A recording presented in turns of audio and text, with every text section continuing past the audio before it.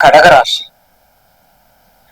கடகம் கண்டிப்பாக அஷ்டமத்து சனியினுடைய ஈஸ்வரனுடைய பிடியிலிருந்து சுதந்திரமாகி விடுதலையாகி இப்ப கண்டிப்பாக ஒரு ஏணிப்படியாக ஏற்றமிகு நாட்களாக உங்களுக்கு வருகின்றது. உங்கள் ராசிக்கு 12ல இருக்காரு. 12ல இருந்தாலும் விரைய குருவா இருக்காரு. அயன சயனத்துல இருந்தாலும் 8-10க்கு மேல உங்க வீட்டுக்கு வந்துடுறாரு. 8-10க்கு மேல அதிசாரமா உங்க வீட்டுக்கு வரும்போது உங்க வீட்டுக்கு வர்றது மட்டும் இல்ல, உங்க வீட்டுக்கு நட்பு கிரகம் கூட, உங்க வீட்டுக்கு உச்சம் பெற்ற குரு. அப்ப உச்சம் பெற்ற குருங்கும் போது கண்டிப்பாக அந்த 8-10ல இருந்து விருச்சக ராசியோ மறுபடியும் மகர ராசியோ, ஏன்னா இவ்வளவு நாள் இருந்துச்சுல, அந்த விருச்சக ராசி 5ஆம் பார்வை 7ஆம் பார்வைய பாக்குறது, மீனத்தை 9ஆம் பார்வைய பாக்குறதெல்லாம் மாறி மாறி வரும். அப்ப கிட்டத்தட்ட உங்களுக்கு 8-10ல இருந்து துலாம பாக்குறாரு, 8-10ல இருந்து தனுச பாக்குறாரு, கும்பத்தை பாக்குறாரு.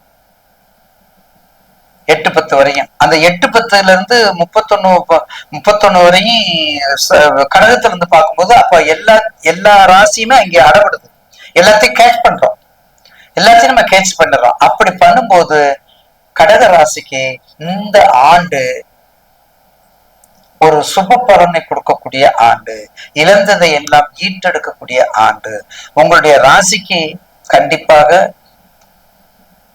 ராகு கேது பயிற்சி நல்லா இருக்கும், சனி பயிற்சி கொஞ்சம் மத்தியமா இருக்கும், குரு பயிற்சியும் எந்த குறை இல்லாம கூடுதலான நன்மைகளை கொடுக்கும்.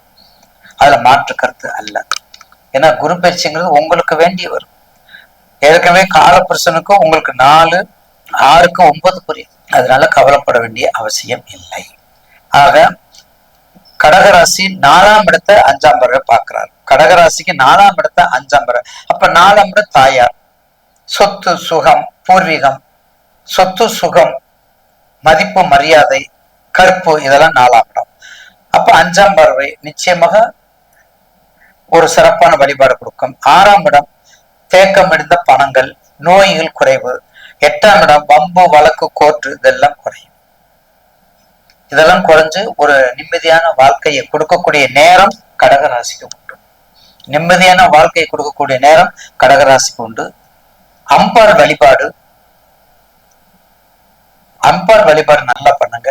கடகராசிக்காரங்களுக்கு அம்பாள் உச்சத்துல இருக்கிறதுனால, அங்கே சந்திரன் ஆட்சி பெற்றதுனால அம்பாள் வழிபாடு, அது மீனாட்சி அம்மனா இருக்கலாம், காமாட்சியா இருக்கலாம், விசாலாட்சியா இருக்கலாம், திரிபுர சுந்தரி நாயகா இருக்கலாம், திக்கு பலம் பெற்ற திரிபுர சுந்தரியா இருக்கலாம், அகிலாண்டீஸ்வரியா இருக்கலாம், மேல்மலர் அங்காள பரமேஸ்வரியான அன்னை உமையவள் சமயபுரத்தால் இருக்கலாம். இப்படிப்பட்ட பெண் தெய்வ வழிபாடு மிக பலத்தையும் ஜெயத்தையும் கொடுக்கும்.